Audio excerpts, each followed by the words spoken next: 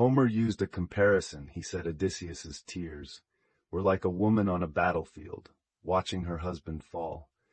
She throws herself over him, crying, while the enemy walks up from behind and takes her away to be a slave.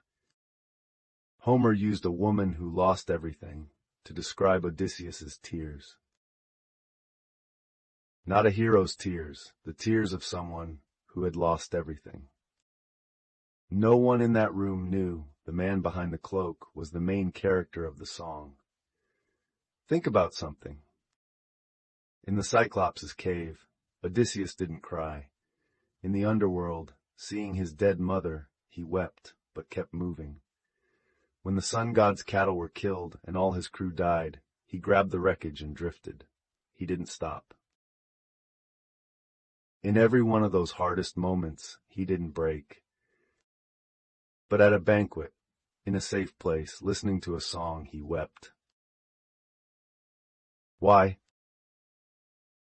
That song was a key. It opened a door Odysseus hadn't been able to open in 10 years.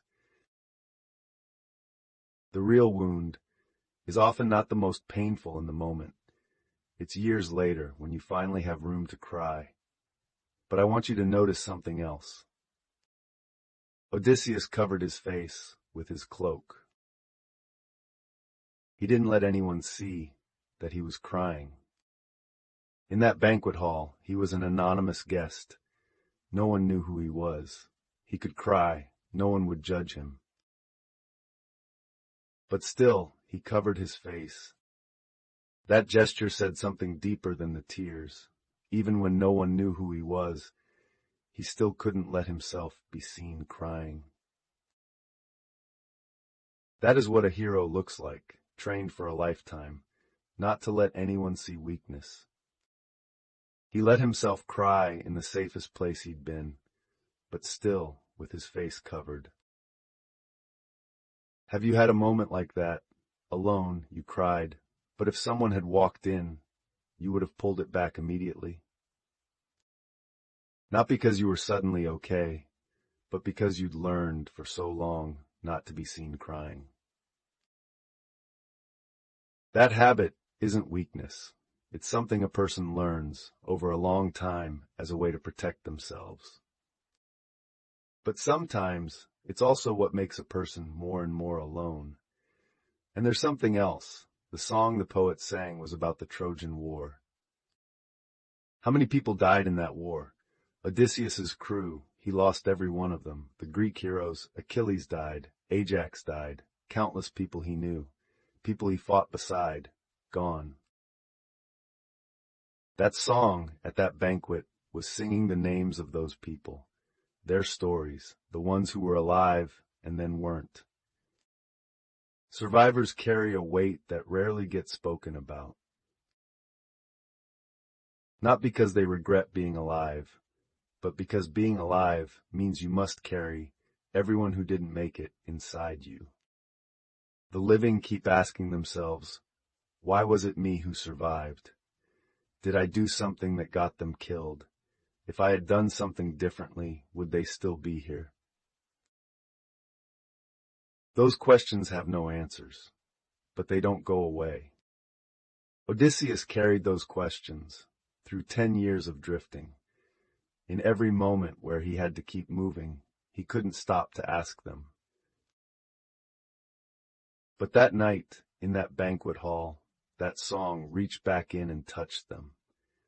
At that moment, Odysseus still hadn't told anyone who he was. He was a nameless guest, sitting in the corner of a banquet hall, listening to a poet sing his own story. The song was about him, but as it was sung, he was just a man, with his face covered. I've always felt Homer did something very deep in that scene. He let the hero inside his own story become someone no one recognized. No identity, no glory, no posture of holding it together, just a person listening to a song and crying. That was his real face. Have you had a moment where you let yourself become the person no one knew? not losing your identity, but temporarily setting down the version of you that you're supposed to be and letting yourself feel something you haven't been able to feel. Eventually, the king noticed. The guest with the covered face was weeping. He asked the poet to stop, and he turned to that guest and asked, "Who are you? Why are you crying?" Odysseus put down the cloak and said his name. I've always thought what Homer really wanted to write wasn't about a hero. It was something simpler. No one can be strong forever.